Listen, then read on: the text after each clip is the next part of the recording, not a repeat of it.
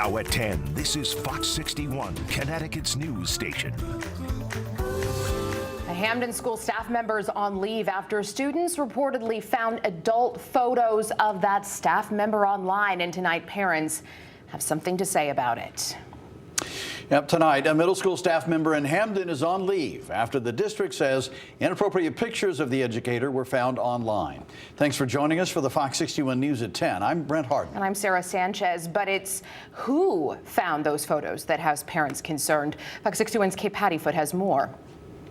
The first question, it was like how the kids find out. Monday afternoon, Hamden Middle School administration was made aware of inappropriate pictures shared between students. It was reported that students discovered images of a staff member on an adult website. That staff member has since been put on leave. Additionally, a member of the administration filed a report with DCF on Monday. Parents were surprised to hear this. Back in the time is different than now. Like back in the time, we would never think about something like this unless like we are high school kids or even like older. But right now, with the technology and everything is going on, no, kids know so much, way more than their age. And of course, that's 100% a very big distraction for the kids. In a letter sent home to parents from Hamden Middle School principals, it says, quote, "Be advised that the employee who is alleged to have been in the images has been placed on leave while we conduct an investigation." Hamden Middle School principal Michelle Coogan urges parents to monitor their children's cell phones and their social media. In Hamden, Kate Pattyfoot, Fox 61. Well, a judge has blocked President Donald Trump's efforts to cut funds for diversity programs in schools. The announcement was made today by a New Hampshire judge, and it comes after a lawsuit was filed by the National Education Association and the American Civil Liberties Union. In February, the Education Department told schools and colleges they needed to end any practices that differentiate people based on their race or they were at risk of losing federal funding. The department then ordered states to gather signatures from local school systems certifying compliance with civil rights laws, including the rejection of what the federal government calls illegal DEI practices.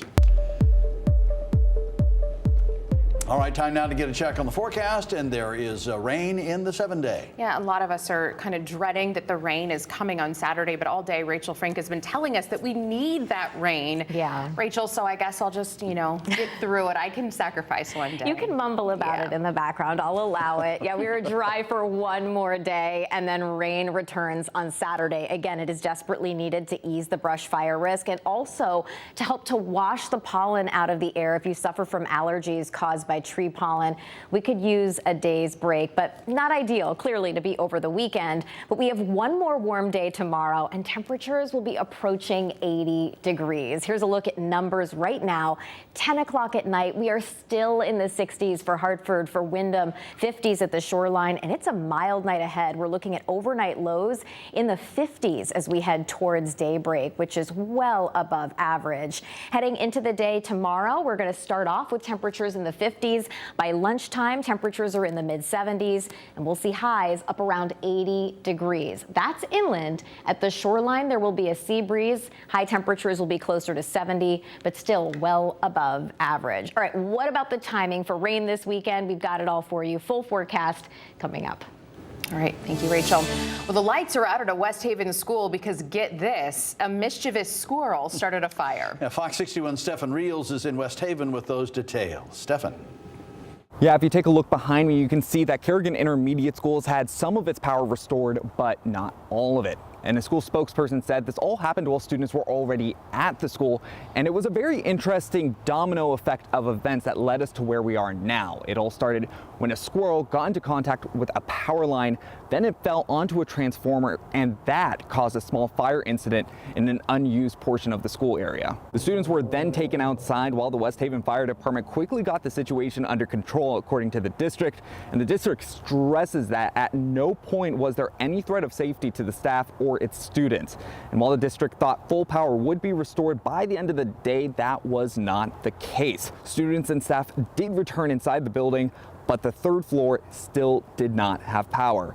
As a result, classes were dismissed early, and the district said in a statement on Facebook that a new circuit breaker will need to be installed. As a result, classes here will be canceled on Friday, but the district believes and fully expects that classes will resume as normal on Monday.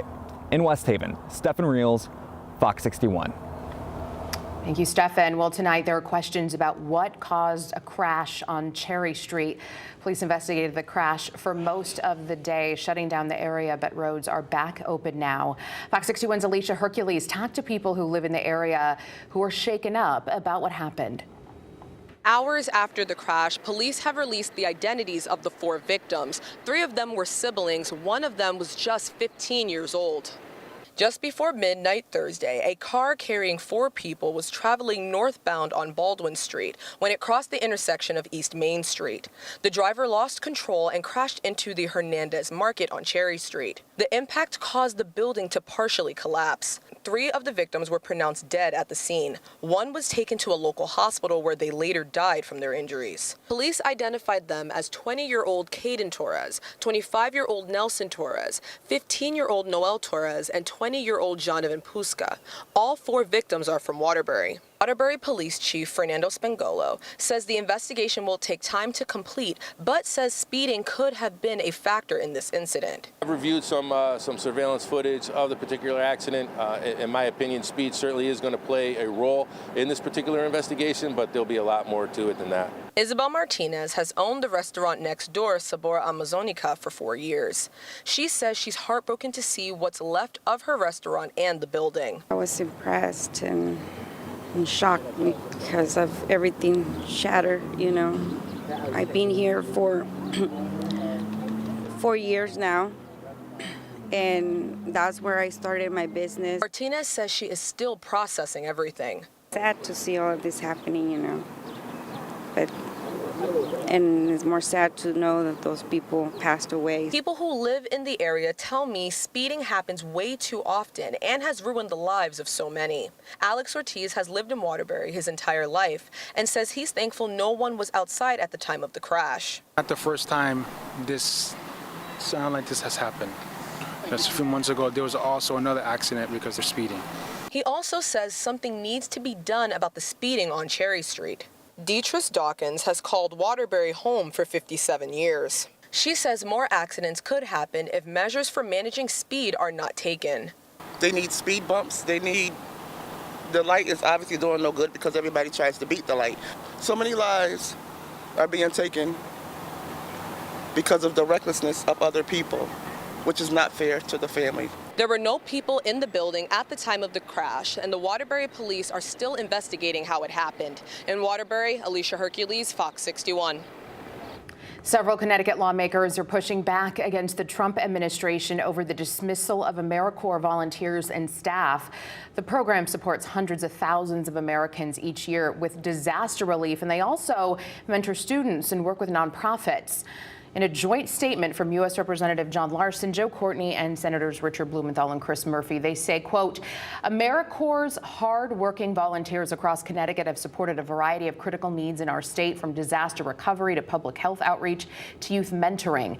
Trump and Musk are recklessly decimating community programs with proven success. Another gut punch to dedicated public servants, end quote. Well, police are investigating a bold art theft at the Terryville Public Library. 3 collage pieces by artist Steve Parlato were stolen right off the walls yesterday. The artwork was originally framed about 18 by 24 inches each, but the thief, I should say, may have removed them from their frames to make them smaller and easier to hide or sell. Well, police also just sent out photos of the suspects, so take a good look here. They believe these 2 men likely made off with the artwork. If you recognize them, or if you see someone with that artwork, contact Plymouth Police right away. And New Haven native Tyler Brooker is headed to the Dallas Cowboys. Brooker was selected 12th overall in tonight's 2025 NFL Draft. The Alabama Crimson Tide offensive lineman played college football for 3 years before declaring for the draft, and he's off to try to make the Cowboys better.